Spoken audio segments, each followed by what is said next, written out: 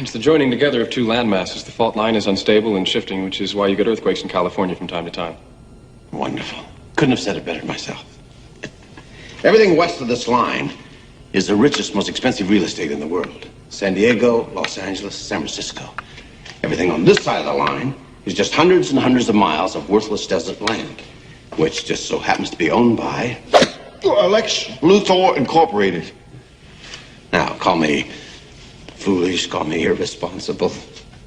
It occurs to me that a 500 megaton bomb planted at just the proper point would destroy most of California.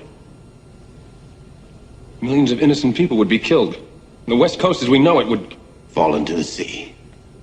Bye-bye, California.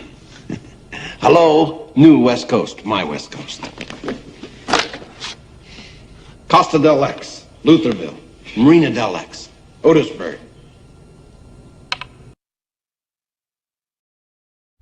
Hey folks, and welcome to another video from A Plain Truth Space for You, A Plain Truth for You, where I'll be posting new postings on, and then also Well Healed 2 on YouTube as well.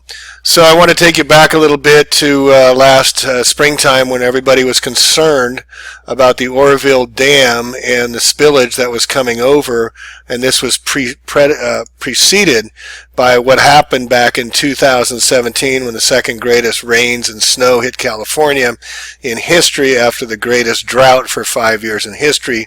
That's what opened up, and this is what's created over here on the right here, all the construction. Look at all that to support the dam after it had started breaking apart and breaking down. That's what they had to do, and so there was great concern that this massive dam of Lake Orville was going to spill because they couldn't open up the gateways. They were blocked from opening because they were causing earthquakes, and so they didn't do it. So as synchronicity happens, and synchronicity happens more and more in my life, and probably you listening as well. I'm reading the newspaper yesterday, a local paper, and I was reading our local Anderson Valley paper here, and I started reading about this, The Last Days of the Late Great State of California by Kurt Gentry, written in 1968. So I'm reading down, reading about how Gentry explores how Reagan beat Pat Brown for governor, student protests in Berkeley, and the Watts riots he covers in the Central Valley. 4 counties there alone grew more agriculture for 43 states. The chapter on California South looked at the growth of the Farm Workers Union and fringe religions. Here it gets good. Best chapter of all, though, is Paradise Lost. The last chapter has an earthquake on the San Andreas Fault that makes the 1906 earthquake look like a wind ripple on a puddle. The 1906 earthquake looked like a wind ripple on a puddle. This new quake triggers quakes all over the Southland.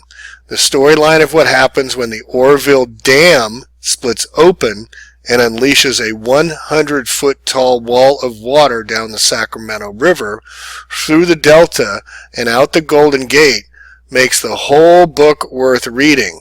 What the, quote, new California looks like after the dust settles defies descriptions.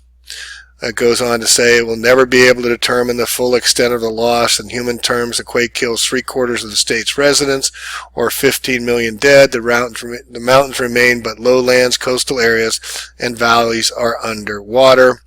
The image at the end of the book was a pilot flying and observing large flocks of swallows circling over the Pacific until exhausted fell into the waves. It was March 19th. Remember the sacrifice, their days of sacrifice is right around March 19th. St. Joseph's Days, when the swallows returned to San Juan Capistrano, Michigan. It's a lesson and a serious look at what a major quake would do to the state, and we're overdue for one. It's scary, no doubt.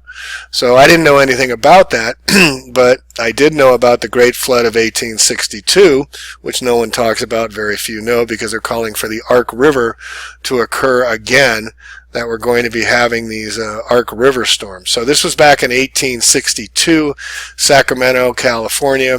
Largest flood in the recorded history of Oregon, Nevada, and California, occurring from December 1861 to January 1862, over 2 months, caused the, quote, Ark storm.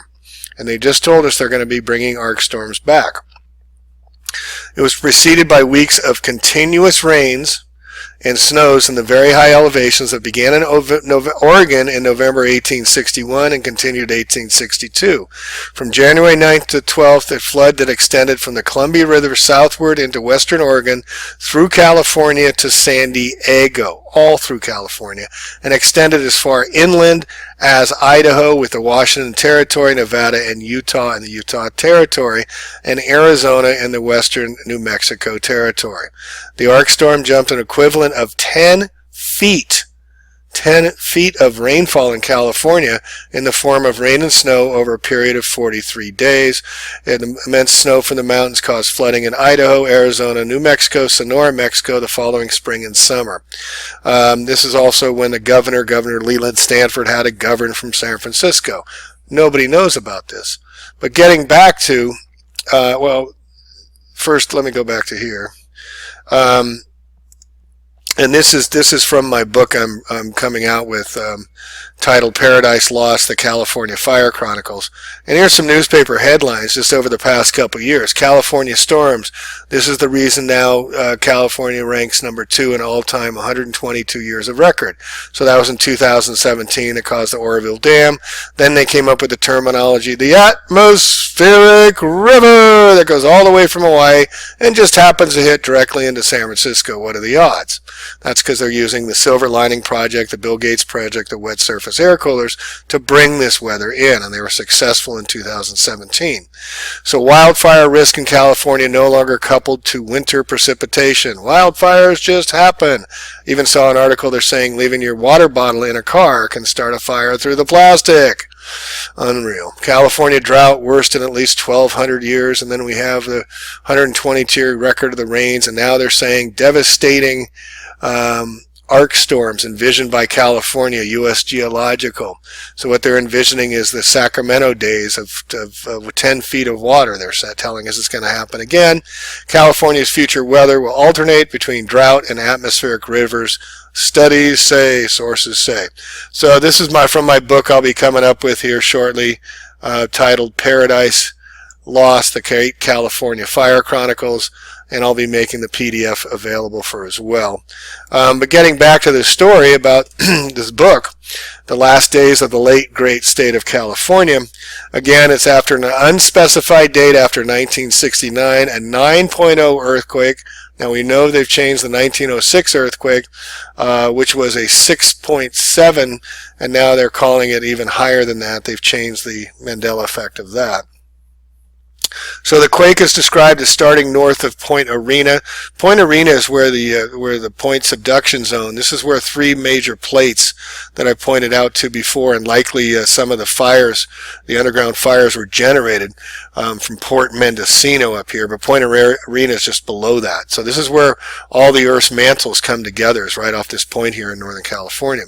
So the rupture is supposed to continue through the San Andreas Fault down to Taft, California, pausing for moments. A second large earthquake resumes, continuing southward through Los Angeles and into the Salton Sea, where the rupture inexplicably turns towards San Diego, inexplicably, because that's where they want it to go, and back into the Pacific Ocean where the quake ends. As the quake progresses, both large and small, described in detail, the narrative switches to present tense news, radio, and coverage, and it's literally a convention. It's a convention of changing the dial from one news report to the next. The Central Valley is inundated by the sea. The Embarcadero Freeway is lost. Coit Towers collapsed, along with the Oakland Bay Bridge. The Golden Gate remains standing initially. Los Angeles is in ruins, and as the narrative closes, 2 more disasters occur nearly simultaneously. The Oriville Dam bursts, and in twilight of the day, a passenger jet over San Bernardino is pulled out of the sky by the turbulence as the pilot tries to describe the site of the San Andreas Fault splitting open in the dusk, and is made clear in the final chapter the pilot was witnessing Southern California slide into the sea. The novel's epilogue lists what the world must do now without, due to this event, especially a large percent of agriculture products that come from California. Remember the mutant food coming out? Food is going to be an issue. Remember the Hunger Games where they put a electronic directed energy weapon dome, a Tesla dome over them where they fought their fights over food, folks? What are they trying to tell us here? So this is all from this book, The Last Days of the Late Great California. I just ordered it. And just in closing on the cover, see if I can read this. Our number one state has been called America, only more so. Everything from coast to coast seems to start in California. And end to? Question mark. Here is a startling quote report on the U.S. minus the Golden State, which was destroyed by a cataclysmic earthquake and its staggering effects on the American way of life. Indeed, get this, get a copy. I'll be getting the book, and once I do, I'll be reporting from it as well. All right. Nice, great date, an oldie but a goodie, the last days of the late great state of California. Hope that's not true, but being aware, being awake is more important than being ignorant, dumb, and stupid. All right, folks, that's all I got. Another new little tidbit we found in Paradise Lost, the Oriville Dam connection. Maybe we prevented it.